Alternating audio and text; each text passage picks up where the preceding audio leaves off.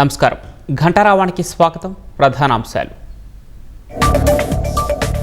Guntakal Ballari railway లైన్లకు ఆమోదంపై CM హర్షం.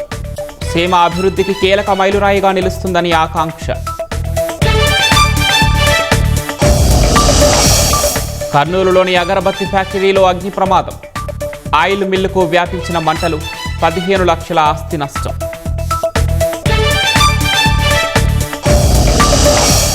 గుంటూరు జిల్లా పేరేచెర్లలో నిరుపయోగంగా జగనన్న కాలనీలు.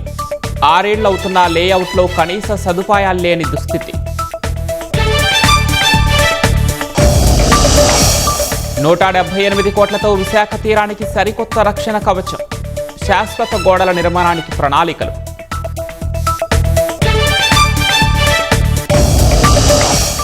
స్పేస్ ఎక్స్ స్టార్షిప్ రాకెట్ ప్రయోగం విజయవంతం. హిందూ మహాసముద్రంలో సురక్షితంగా ల్యాండ్.